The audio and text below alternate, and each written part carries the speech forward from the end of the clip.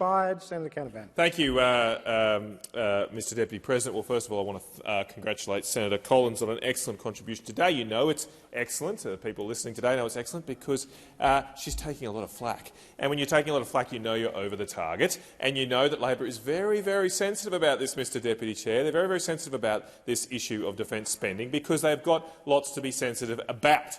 They are doing nothing right now to protect our nation's defence. They do make announcements, like Senator O'Neill just mentioned, of billions of dollars of money to be spent in the future, but nothing ever happens in the present. And it's actually what happens in the present that's going to make the difference between us being able to properly defend our nation or not. I first want to pick up, though, Mr Deputy Chair, on something that Senator O'Neill accused the coalition of somehow departing from bipartisanship here on this issue. Well, it is a bit of the pot calling the kettle black here, Mr Deputy President, because the Labor Party over the last few years have spent time and time again accusing the coalition of destroying the relationship with China, of apparently it was our fault that China took unilateral, illegal action to ban our exports because we had the temerity to say they couldn't build our Huawei network, because we had the temerity to ask for a proper explanation of how the hell coronavirus was unleashed on the world. All things that were very reasonable to do and that Labor Party themselves didn't oppose, but then they took China's side.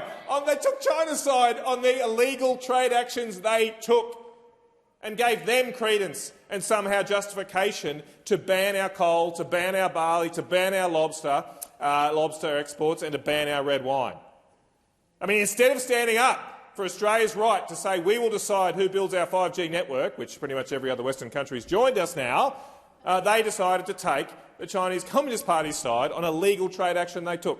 Instead of saying it was right for this parliament to pass foreign interference laws, which we did, and again, China had a disagreement with us on that, but we had the sovereign right to do it. Instead of defending Australia's sovereign right to do that, they sided with the Chinese government. And now they come in this place and they say, oh, you can't criticise us. You can't criticise us for a defence policy because that would be un-Australian. No, what would be un-Australian is to not stand up for our defence interests right now and point out what is going wrong.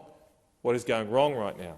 Because the biggest issue here is that the Australian government, unfortunately, right now does not seem to be engaging with our most important friend and ally in the United States. They have not provided a considered response to the request of the United States for our country to lift our defence spending, to work with them on a number of specific defence projects.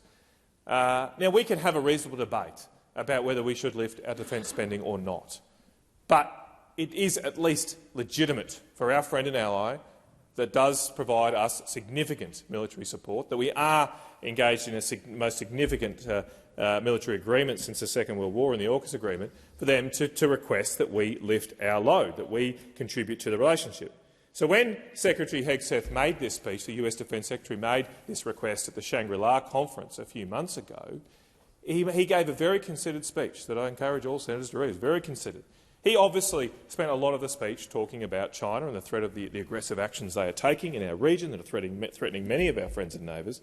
But one thing that has gone unremarked is that the country he mentioned the second most times was Australia. He mentioned us 7 times through that speech. And almost all of those times, well, all of them were very positive, but many of them were actually contributions about how he wants to work with Australia. He mentioned how the American government is establishing a project in Australia to repair P-8 radar systems. He mentioned how he'd like to work with Australia for us to develop guided weapons and explosive ordnance supply chains. He mentioned how he would like Australia to produce 155mm ammunition, which is the bedrock of every defence force. A major issue is that Russia can produce more of that type of ammunition than the entire NATO countries can right now in any one year.